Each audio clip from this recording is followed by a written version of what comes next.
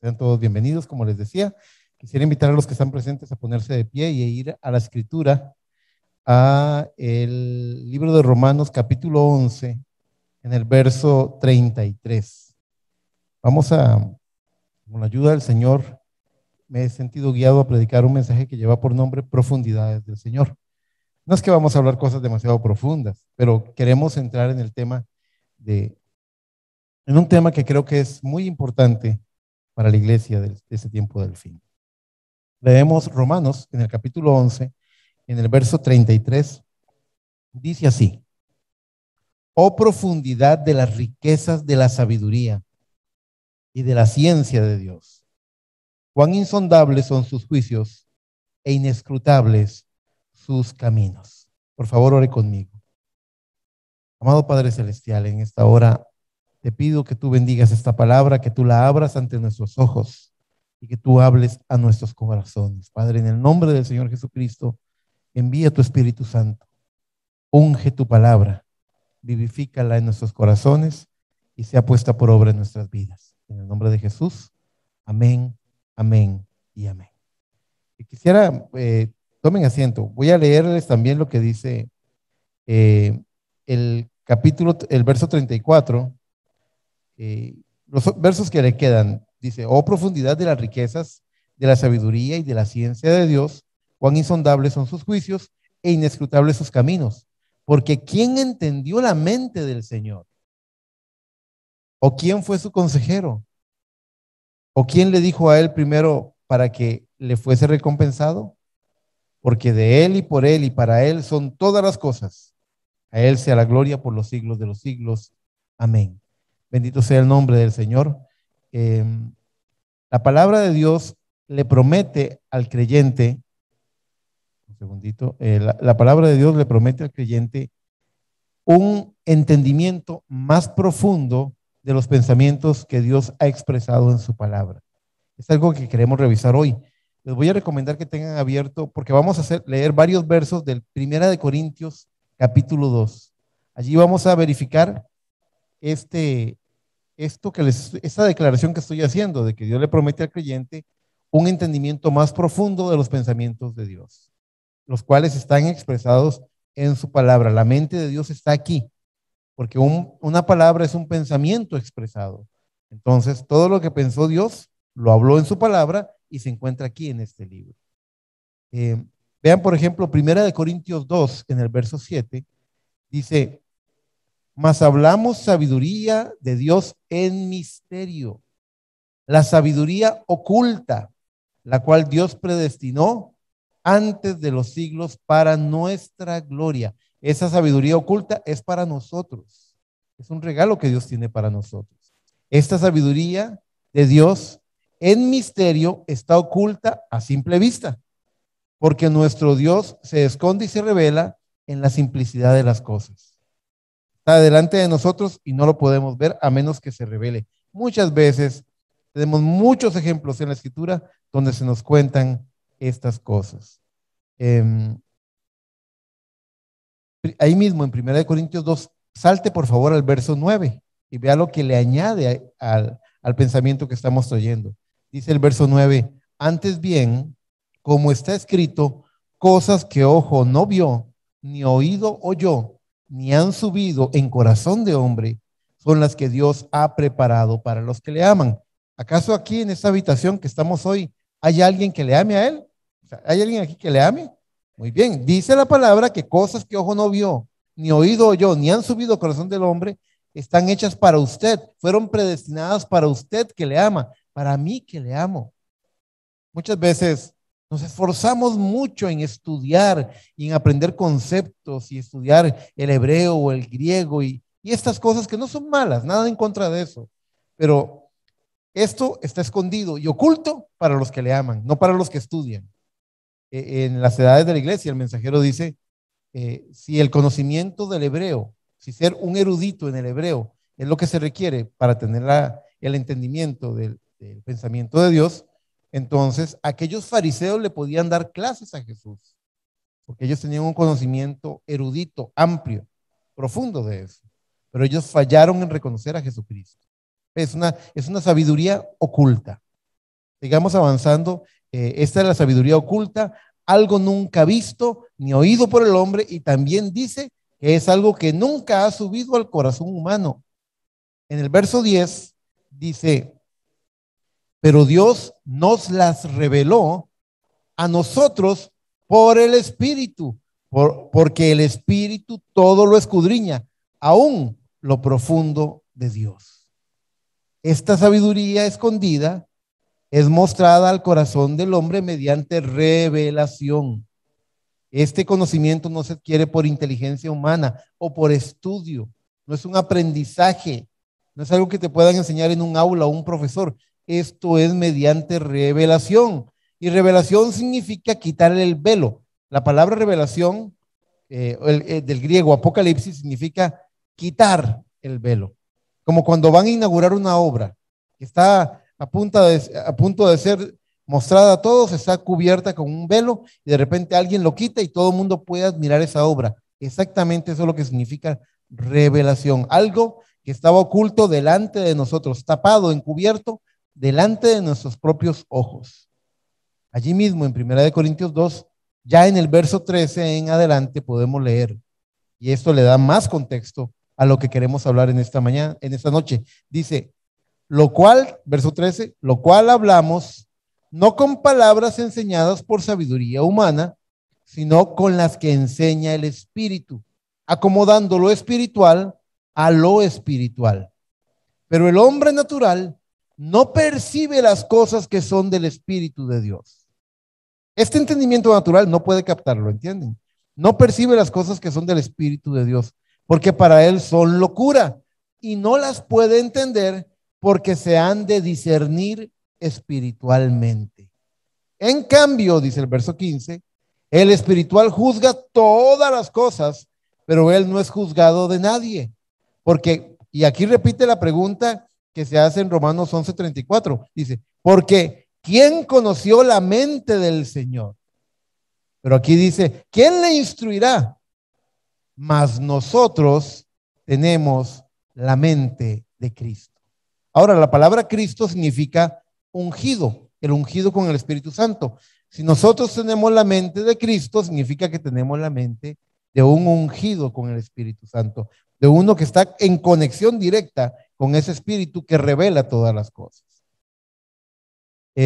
David en su día, hablando de estas cosas profundas, ocultas, que tienen que ser reveladas, que están ocultas a la mente natural, a los ojos naturales, David en su día lo menciona mucho, uno de los salmos más hermosos que hablan del profundo conocimiento que tiene Dios de nosotros, es el Salmo 139. Vaya, por favor, vayan al Salmo 139. Vamos a leer ahí unos cuantos versos para que vamos a leer dos porciones. La primera es del verso 1 hasta el verso 5, hasta el verso 6, mejor dicho. Y usted va a ver ahí cómo esto va de la mano con lo que Pablo está diciendo en este 1 Corintios 2. Dice, Salmo 139:1, dice, oh Jehová, tú me has examinado y conocido. Tú has conocido mi sentarme y mi levantarme. Has entendido desde lejos mis pensamientos. Has escudriñado mi andar y mi reposo. Apuesto que usted tal vez no ha pensado en eso, de que el Señor está observando cómo está caminando usted, la forma en la que usted camina en esta vida. Pero ahí dice así claramente, has escudriñado mi andar y mi reposo, y todos mis caminos te son conocidos. Pues aún no está la palabra en mi lengua, y he aquí, oh Jehová, tú la sabes toda. Detrás y delante me rodeaste, y sobre mí pusiste tu mano. Tal conocimiento es demasiado maravilloso para mí. Alto es, no lo puedo comprender. Quiero que piensen en lo que había en el corazón de David cuando escribió ese salmo. Tal conocimiento es demasiado maravilloso para mí. Alto es, no lo puedo comprender. Algo que escapa a la comprensión de David. Ahora salte por favor al versículo 14 de ese mismo salmo y lea conmigo en adelante hasta el verso 18, como dice, te alabaré porque formidables, maravillosas son tus obras. Estoy maravillado y mi alma lo sabe muy bien. no fue encubierto de ti mi cuerpo, bien que en oculto fui formado y entretejido en lo más profundo de la tierra. Mi embrión vieron tus ojos, y en tu libro estaban escritas todas aquellas cosas que fueron luego formadas, sin faltar una de ellas. Cuán preciosos me son, oh Dios, tus pensamientos, cuán grande es la suma de ellos. Si los enumero, se multiplican más que la arena. Despierto y aún estoy contigo. Oh, yo creo que David estaba enamorado de Dios. Estaba enamorado de Dios, la forma en la que lo dice, la forma en la que lo habla, cómo él está maravillado de esa forma. Vea cómo él dice, vea qué interesante, él dice que, que no fue encubierto a él su cuerpo. Dice, bien que en oculto fui formado y entretejido en lo más profundo de la tierra. Y yo pensaba, ¿por qué David dijo entretejido en lo más profundo de la tierra? Y el embrión del ser humano, como dice, mi embrión vieron tus ojos, es formado en el vientre materno, ¿verdad? Ah, pero un momento, está diciendo mucho más, está diciendo, está antes de eso, antes de que dijera, mi embrión vieron tus ojos, cuando era usted una sola, cuando usted hermano o hermana era una célula nada más. Allí Dios empezó a ver el desarrollo de esas células y vio la vida que iba a estar allí. Lo vio a usted, me vio a mí. Cuando dice que mi cuerpo fue entretejido en lo más profundo de la tierra, es porque de esa tierra salió el azufre, salió el potasio, salió el calcio, salió el hierro, salieron todos esos minerales, todos esos elementos que conformaron nuestro cuerpo. Y es tan maravilloso este pensamiento que Dios, antes de la fundación del mundo, antes que hubiera un átomo, antes que hubiera una célula, Dios había presupuestado, dice el mensajero en el mensaje, el por qué estoy en contra de la religión organizada. Dios, el profeta llama a Dios el gran contratista, Dios el contratista, un constructor que antes de hacer una obra presupuesta y dice, voy a ocupar tanto de concreto, cemento, tanto de piedra, tanto de arena, tanto de hierro, ¿verdad? Empieza a hacer un presupuesto y antes de que el mundo fuera creado, Dios ya sabía cuánto iba a ocupar y cuánto de los miles de millones que han existido, de los más de 7,000 millones de personas que viven hoy en la tierra, él sabía cuánto calcio, cuánto hierro, cuánto potasio, cuánto de estos elementos iba a ocupar hasta el fin de los tiempos. La mente humana explota ante ese cálculo, porque la creación del universo tiene que ver con eso. ¿Sabían ustedes que nosotros somos polvo de estrellas? Polvo de estrellas. Veo la mirada del hermano Josué un poco incrédula. Polvo de estrellas. Sí, las fábricas de Dios para hacer estos elementos son las estrellas. Las estrellas empiezan a hacer hidrógeno, luego muta o hay por medio de la fisión nuclear que hay en el núcleo, empieza a producirse helio y empiezan a producir los demás elementos. Una estrella empieza a envejecer y a morir cuando empieza a producir hierro. El hierro es el veneno de las estrellas. Todo lo que somos nosotros, dice la Biblia que en el libro de Génesis, Dios formó al hombre del polvo de la tierra. El mensajero dice literalmente que el polvo es la ceniza de la tierra. Así es como lo llama.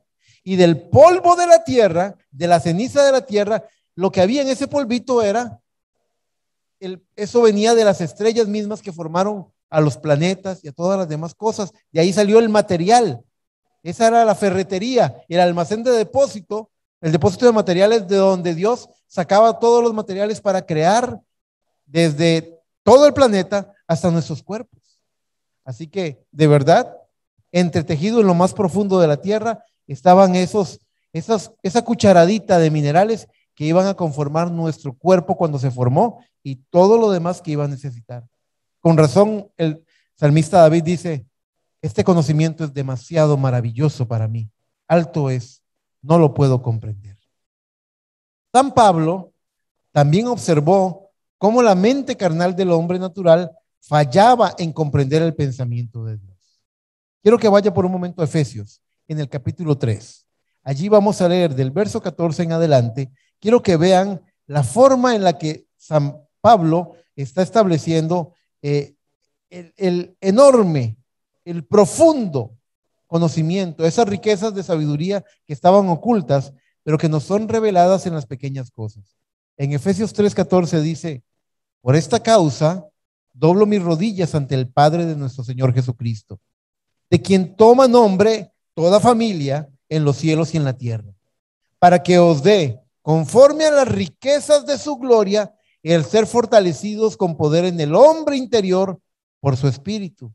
¿Para qué? Hay un propósito para esto, dice el verso 17, para que habite Cristo por la fe en vuestros corazones, a fin de que arraigados y cimentados en amor, seáis plenamente capaces de comprender con todos los santos cuál sea la anchura, la longitud, la profundidad y la altura, y de conocer el amor de Cristo que excede todo conocimiento, para que seáis llenos de toda la plenitud de Dios.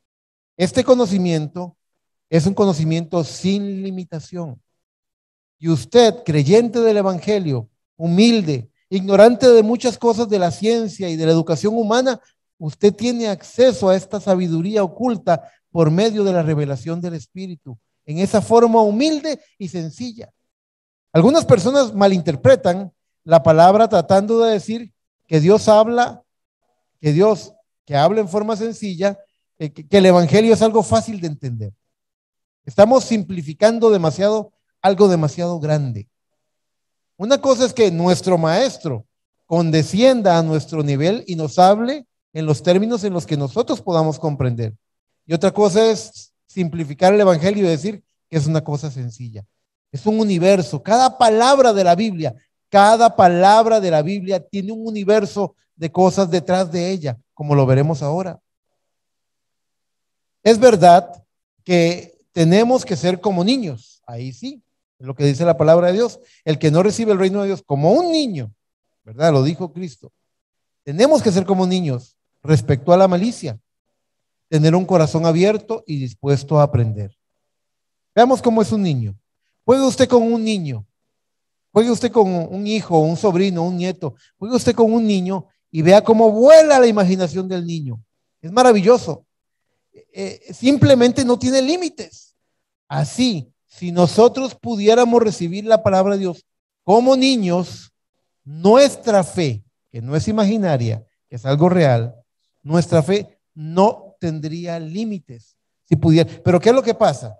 ¿Qué es lo que le pasó a Pedro cuando estaba caminando en las aguas?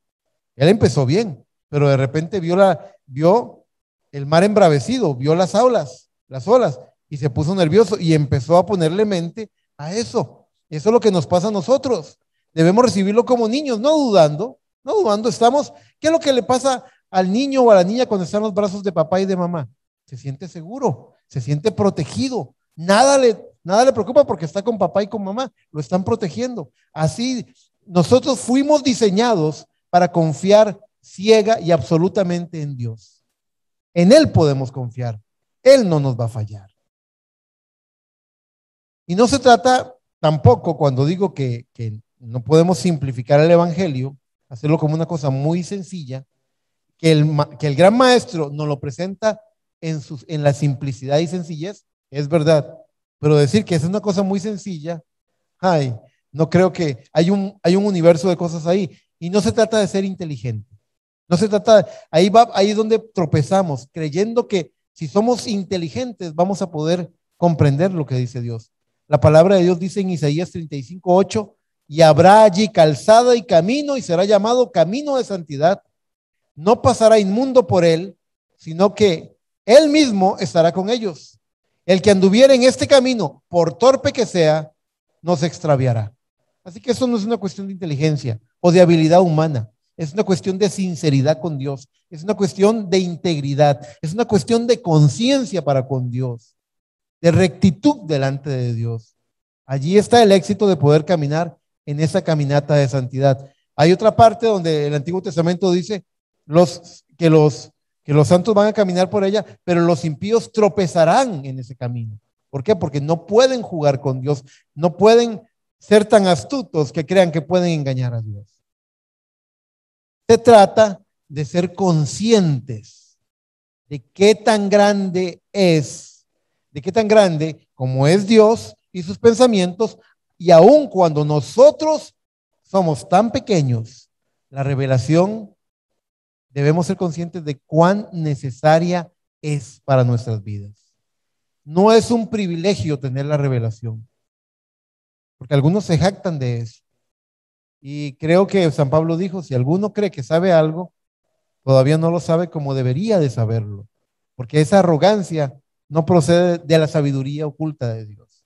Dios no enseña de esa forma. Entre más sepas de Dios, más humilde vas a ser. Entre más conozcas de Dios, más pequeño vas a ser. No es un privilegio, es una necesidad. La novia del tiempo del fin, por sobre todas las cosas, debe estar clamando por revelación. Un buen tema para orar en esta noche de oración. Tengo una cita y aquí quiero empezar a desarrollar un poco más el respaldo de lo que dice el mensaje respecto a este tema, de las cosas, de esta sabiduría oculta, de estas cosas profundas que están allí, listas para ser abiertas ante nuestro corazón. En el párrafo 115 del mensaje ¿Cómo puedo vencer?, predicado en la mañana del 25 de agosto de 1963, les voy a leer del párrafo 115 al 117. Oiga lo que dice este párrafo, estos párrafos. Dice, está hablando él en el mensaje ¿Cómo puedo yo vencer?, de cuando el diablo tentó a Jesús en el monte de la cuarentena. Y está hablando de ese ataque y dice, el primero de sus ataques que él hizo fue para que usara su gran poder. Que por cierto, él, está hablando de Cristo, él sabía que él era la palabra. Él sabía su posición. ¿Creen ustedes que él lo sabía? Pregunta él y la congregación le dice, amén. Yo soy el Hijo del Hombre, había dicho Cristo de sí mismo. Él sabía su posición. Y Satanás vino y quería que él usara su propio poder para sí, para que él se alimentara. Quería que él se alimentara, tenía hambre. Jesús pasó 40 días y 40 noches sin comer y el cuerpo de Jesús sintió hambre. El cuerpo de Jesús no era un cuerpo con superpoderes, que era ajeno a la debilidad humana. No, él experimentó la debilidad del hombre. Tenía hambre. Un hombre que siente hambre es capaz de cualquier cosa, dice el mensajero. Robará, engañará, mendigará, pedirá prestado, lo que sea necesario. ¿Ven? Él tuvo ese apetito y Satanás usó su primer gran asalto sobre él para quitarle el poder, el cual le había sido dado para que venciera y que lo usara para él mismo. Él no lo usó para sí mismo, no, él lo usó en otros, correcto. Él lo usó en otros, no para sí, no era para él.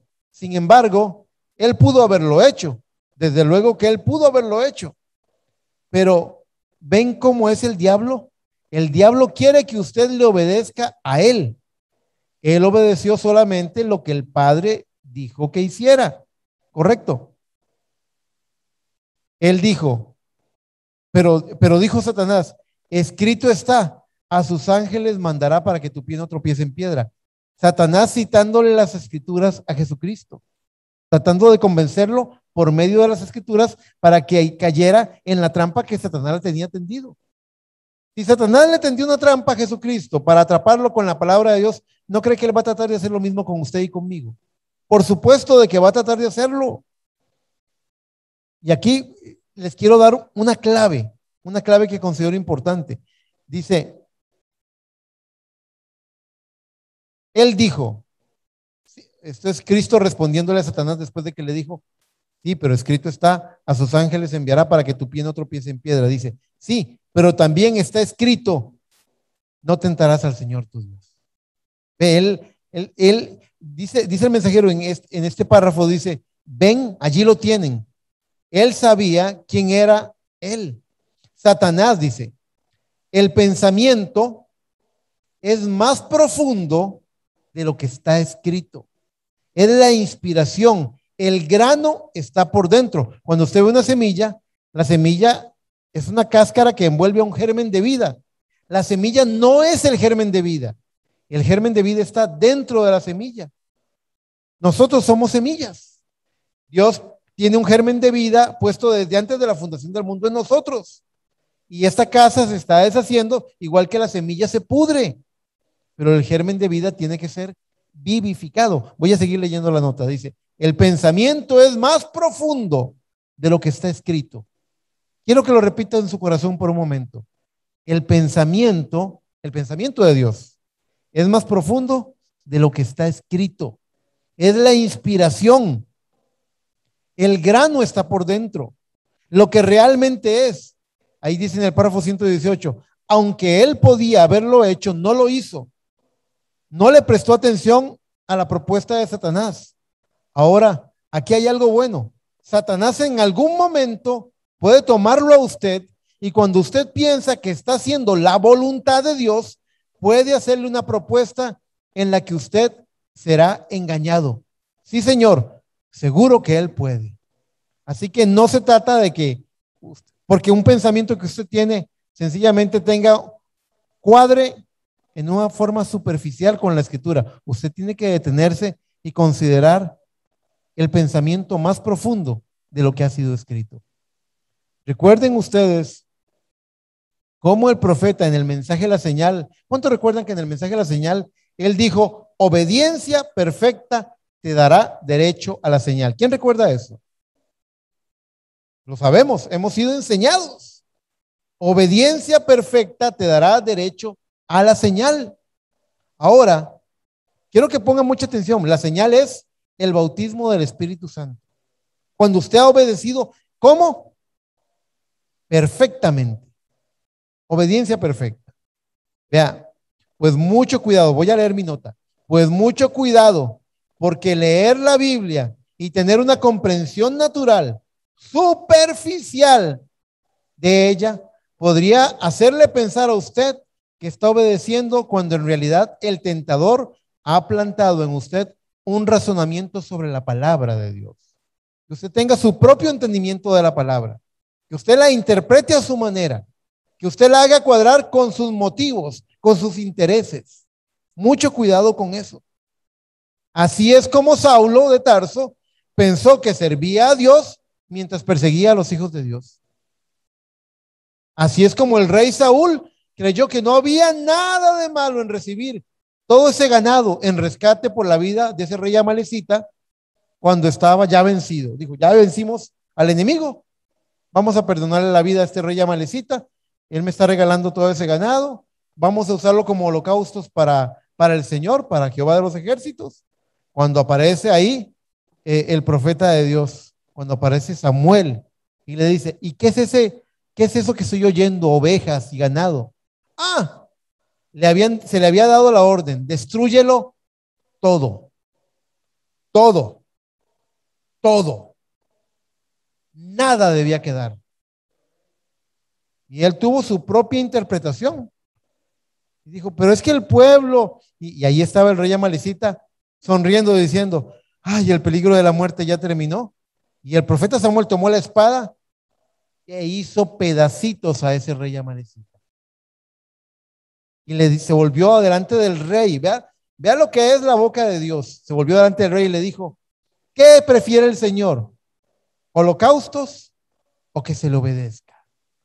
Dios quiere que se le obedezca. Y no una obediencia mecánica, porque la comprensión superficial de la palabra va a producir una obediencia mecánica.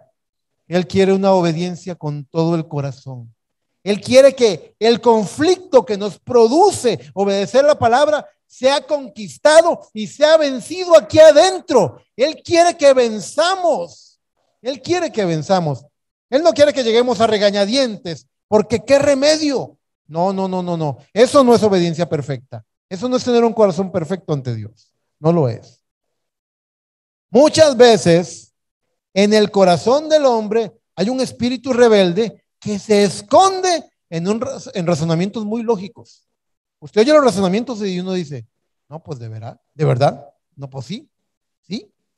Pero detrás de eso, la motivación que hay detrás, hay una rebeldía.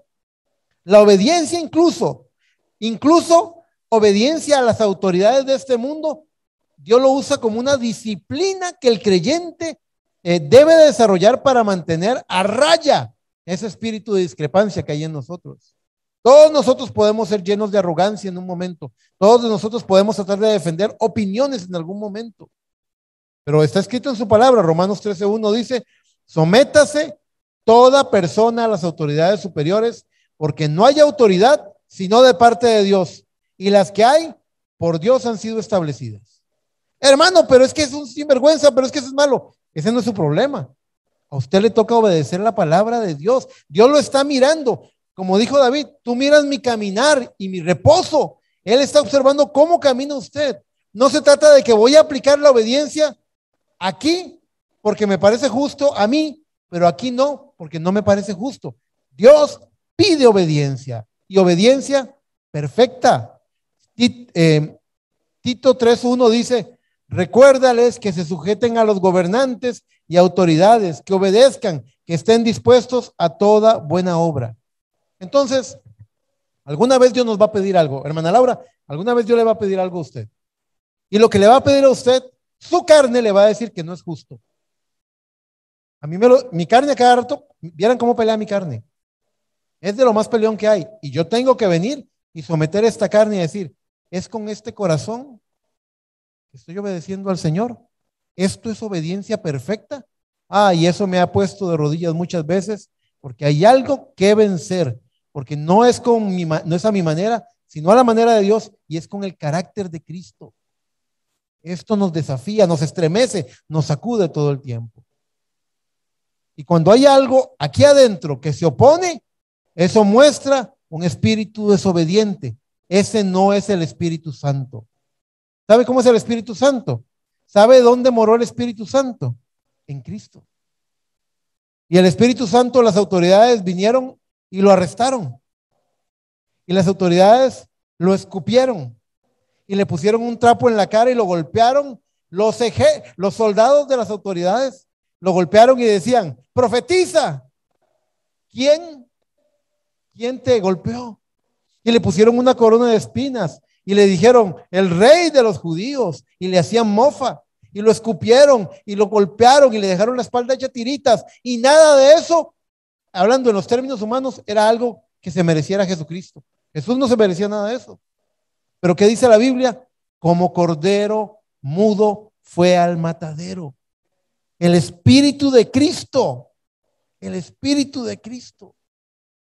¿Cómo es nuestro espíritu? ¿Cómo somos nosotros? ¿Qué dice el profeta? Perdón, me estoy adelantando en mi nota.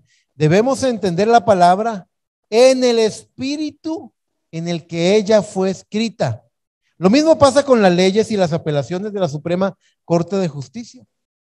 Muchas veces, aquí en Costa Rica, tenemos una sala cuarta, que es el equivalente, es la que revisa la correcta interpretación de la constitución política del país.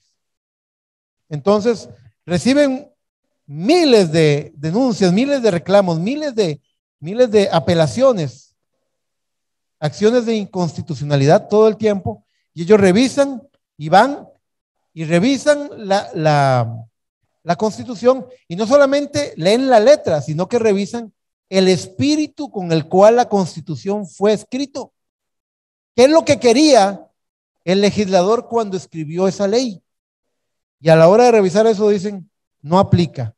Y devuelven un montón de reclamaciones y la gente dice, pero ¿por qué no recibe mi reclamación? Porque usted está tratando de utilizar la Constitución para un fin diferente para el cual fue escrita. Es lo mismo con nosotros. Nosotros no vamos a ganar nunca un caso en el Tribunal de Cristo utilizando la palabra de Dios para salirnos con la nuestra. Esa es la manera del diablo, esa no es la manera de Dios. La manera de Dios es, vengo y examino con qué espíritu fue escrita la palabra y mi corazón en obediencia perfecta se alinea a ese espíritu y a ese propósito.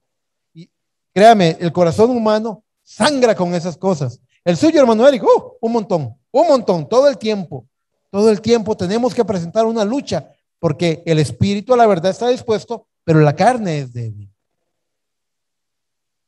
Hay una historia que me gusta mucho, que el profeta cuenta, que es un buen ejemplo.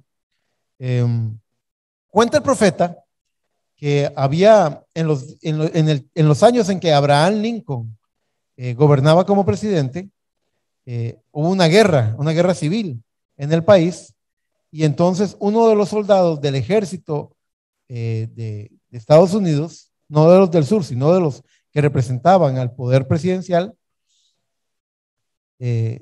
desertó, huyó de la batalla y lo tenían arrestado, y la condena para el que cobardemente dejaba a sus compañeros solos y se iba y escapaba era la muerte. La horca es el castigo para un desertor. Este hombre había sido juzgado y había sido condenado. Pero era un joven, era un muchacho que nunca había disparado un arma de fuego, que no sabía nada de la guerra. Así que un buen amigo de él quiso interceder y quería ver cómo lograba ayudarlo a él. Pero ya el juez había dictado sentencia y decía, mañana va a morir ahorcado. Alguien le dijo que en el pueblo vecino estaba de visita, de camino, haciendo una parada y comiendo en un cierto restaurante por el ferrocarril, que pasaba el ferrocarril, que estaba el presidente Abraham Lincoln. Y todo el mundo sabía en aquel tiempo que Abraham Lincoln tenía un corazón muy piadoso. De hecho, el profeta dijo que Abraham Lincoln fue el último presidente cristiano de los Estados Unidos. Hagan de cuenta. Y este hombre tomó su caballo y corrió al poblado siguiente y encontró al señor Lincoln, al presidente Abraham, al señor presidente, comiéndose un emparedado, un sándwich en el restaurante. Y llegó y le dijo, señor presidente, disculpe que lo moleste. Tengo un amigo, él era un soldado, él desertó, es verdad, fue juzgado con corte marcial y ha sido condenado. Pero él es solamente un chiquillo, un muchacho. Él nunca había disparado una pistola, nunca había disparado a nada. Y lo mandaron a la guerra, y en la guerra él tuvo temor, él vio la sangre, él vio los muertos. Él nunca se había enfrentado a eso. Y sencillamente, desesperado, temiendo por su vida, salió corriendo. Pero él no es un mal hombre, él es un buen hombre. Sencillamente que él no sabía qué hacer en una guerra. Y el presidente Lincoln se le quedó viendo y dijo, bien. Y tomó el papel en el que estaba envuelto el emparedado, el sándwich, y escribió con su lápiz. Yo, Abraham Lincoln, ¿cómo se llama? Le dijo el nombre. Yo, Abraham Lincoln, le concedo un perdón presidencial, un indulto a este soldado que ha sido condenado a la horca por deserción. Firmo en tal fecha, tal, tenga. Dele esto a su amigo. La ley requería que el condenado pidiera que se aplicara el perdón presidencial. Él tenía que presentarlo. Él corre de nuevo, sabiendo que quedan pocas horas para que su amigo sea muerto, sea ejecutado, y le da el papel y le dice, mira, el amigo ya no tenía esperanza. El amigo ya estaba resignado a que iba a morir. Ya el juez había dicho condenado. Todos los soldados lo miraban con desprecio por haber cobardemente huido del campo de batalla. Y viene su amigo y le dice, mira, toma lo que tengo para ti. ¿Qué es esto? Y lo leyó, y leyó que es un papel firmado con el nombre de Abraham Lincoln, decía que se le estaba perdonando a él. Y él se le quedó viendo al amigo y estaba sumido tanto en su drama, en su momento. Él dijo, mira, no juegues conmigo. No, de verdad, el presidente Lincoln hizo esto. Y me dice, ¿cómo me vas a hacer creer a mí que el presidente Lincoln firmó este papel? Si ese es un pedazo de papel común con el que envuelven los emparedados. Esto no tiene, ni siquiera es una carta oficial del Estado. Nadie me va a aceptar esto. Yo mismo no lo creo. Mira, no me hagas perder el tiempo. Ya no tengo esperanza. Tomó el papel, lo rompió y lo botó. Y el hombre fue ahorcado y condenado y murió. Tiempo después, ese caso fue elevado a la Suprema Corte de Justicia y se discutió el caso. ¿Cómo es posible que el presidente de los Estados Unidos haya firmado un perdón presidencial y no haya sido aplicado?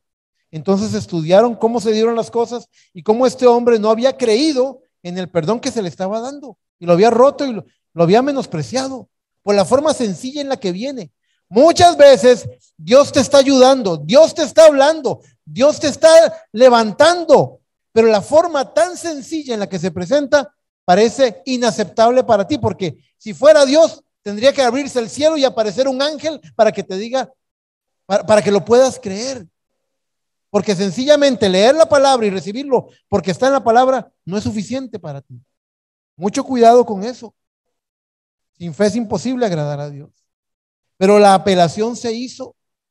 Y es de lo que estoy hablando. En mi nota puse, debemos entender la palabra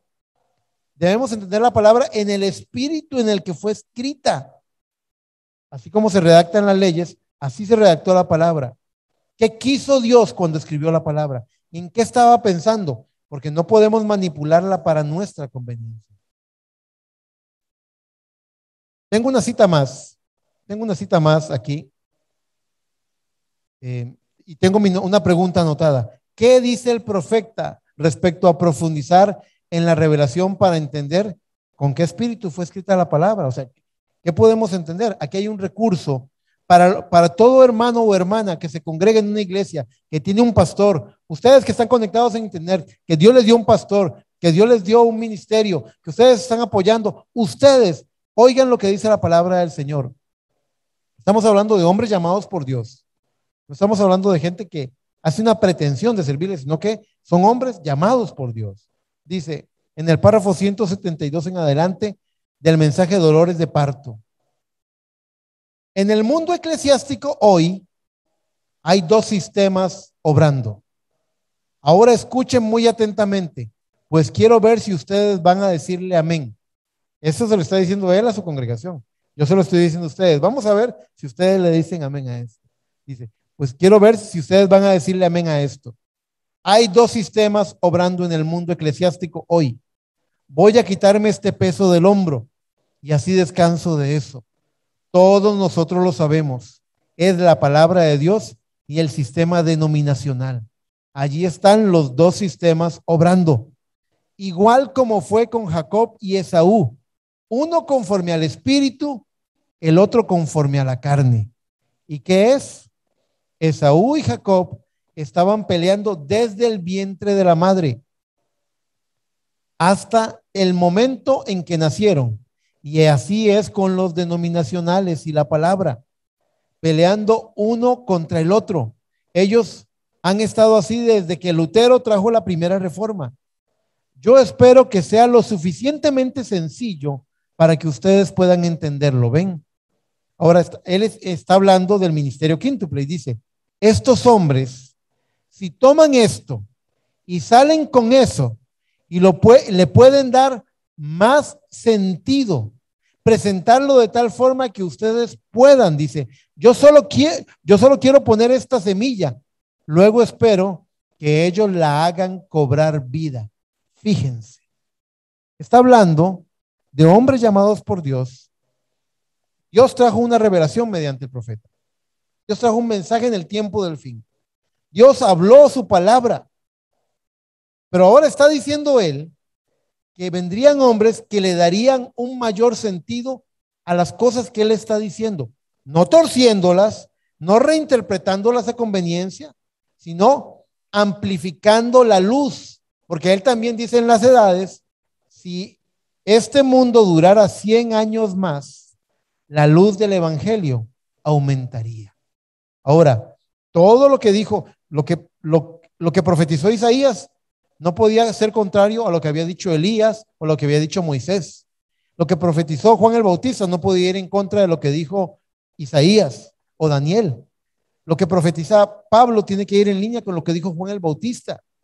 Lo que dijo William Branham tiene que ir en línea con lo que dijeron ellos. Lo que predicamos nosotros tiene que ir alineado con lo que dijeron ellos. Tenemos que hacer que la palabra corra en continuidad.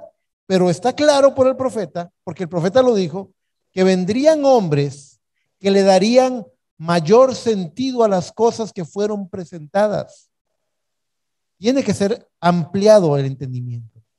No de una forma intelectual, sino trayendo eso. Y quiero que piensen en eso. Cuando un hombre es llamado por Dios, toma algún pequeño verso de la Biblia, de la palabra, y comienza a sacar y a sacar y a sacar más de él. Él está excavando, él está profundizando, él está sumergiéndose en la palabra de Dios, sencillamente se está sumergiendo más profundo en el origen, en la fuente, en el motivo que tiene Dios con el que escribió la palabra de esa manera. El pensamiento es más profundo de lo que la palabra está expresando. Hay que detenerse un momento. Cada vez que usted vea la palabra de Dios, usted aborda el versículo, agarre Romanos 11:29, abórdelo. Detrás de ese versículo hay mucho más todavía. Hay una profundidad espiritual que tiene que serle abierta y revelada. No es sencillamente leerlo por encimita y tener una comprensión superficial, como leyendo el periódico, sino que la revelación se hace cada día más profunda. Temas que yo prediqué hace 10 años, hoy los predico y veo que hay muchísimo más. La luz ha aumentado todavía.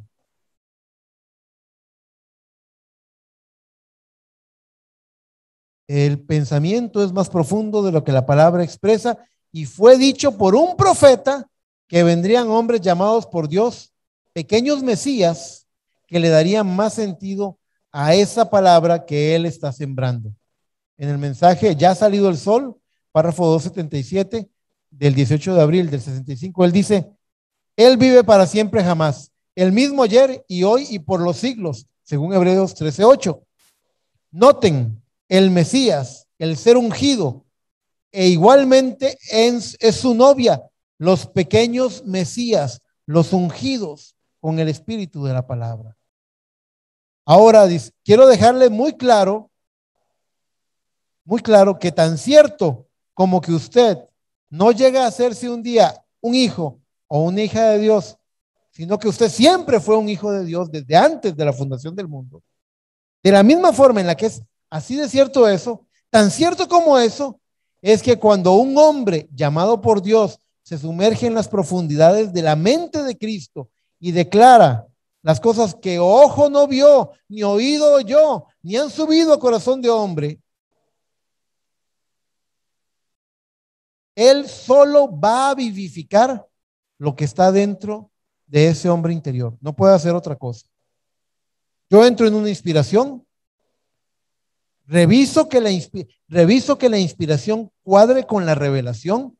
Cada siervo de Dios llamado por Dios tiene que revisar eso, porque el enemigo va a querer hacer trampa, el enemigo va a querer insinuar algún pensamiento y nosotros tenemos que revisar que todo cuadre conforme a la revelación. No basta con repetir.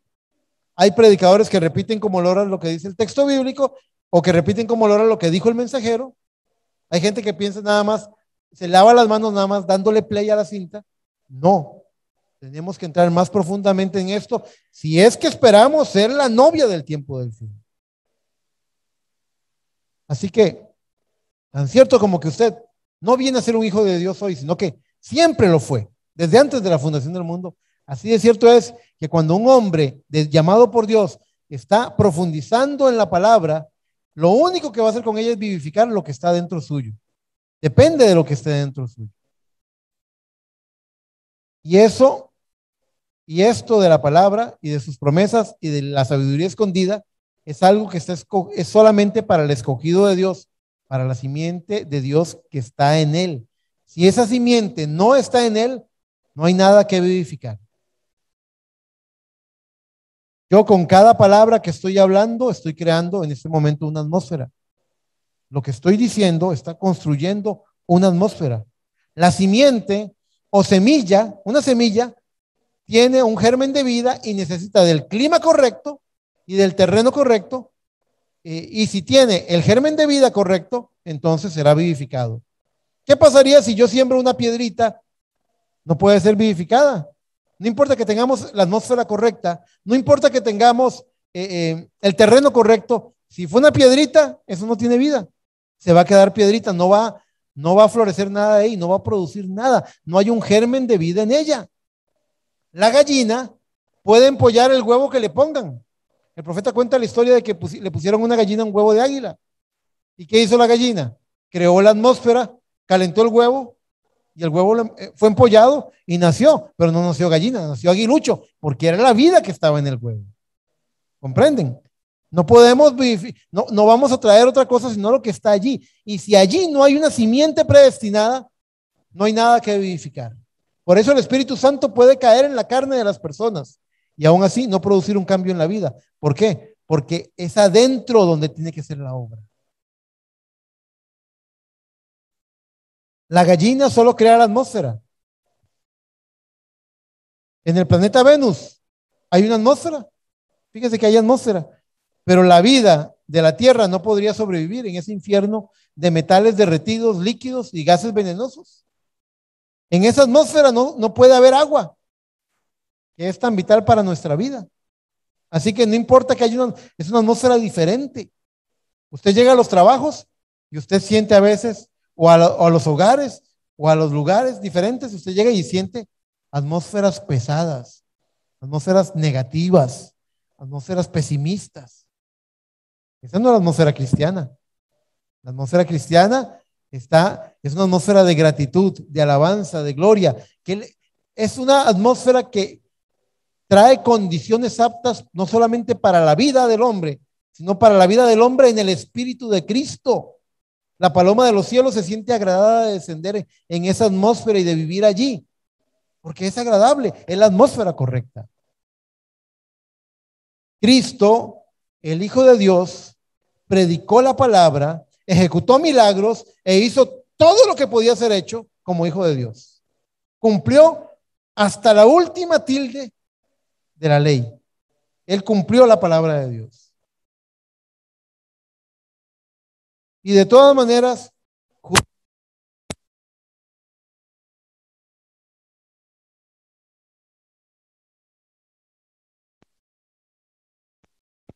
¿no? Listo. Amén. Judas, aquí se asustaron un poquito por el sonido. De todas maneras, aunque Cristo era la palabra de Dios manifestada, con milagros que nadie había hecho, con maravillas y portentos que nadie había hecho, de todas formas, Judas lo vendió por 30 piezas de plata. Eso no cambió la cosa. ¿Por qué? Porque en Judas no había nada que vivificar. No había una simiente puesta desde antes de la fundación del mundo. Cristo dijo, toda planta que no plantó mi Padre será desarraigada. No hay nada que hacer allí. No hay absolutamente nada que hacer allí. Tiene que haber una simiente que responda. Tiene que haber un abismo que responda al abismo que está clamando. Ustedes han leído eso por ahí, lo dicen. Judas tuvo el mejor pastor y de todas formas se perdió. Entonces no se trata de, nosotros no podemos ayudarle a Dios. Nosotros no vamos a hacer la obra de Dios. Somos instrumentos para que Dios haga su obra. La obra la hace el Señor. Esa es la manera de Dios, con la palabra de Dios, con el Espíritu de Cristo. Y producirá los resultados que están profetizados. Las profundidades de Dios de nada le sirven a esa clase de vida que no tiene la simiente eterna en su corazón. Si usted cree en Dios, usted tiene la clase de terreno correcto. Y en la atmósfera correcta, ese germen puesto desde antes de la fundación del mundo va a ser vivificado. Usted nació para vencer, usted nació para creer, usted nació para servirle a Él. No sea superficial en su fe ni en su aproximación a la palabra. Hermanos, aquí ya voy a terminar.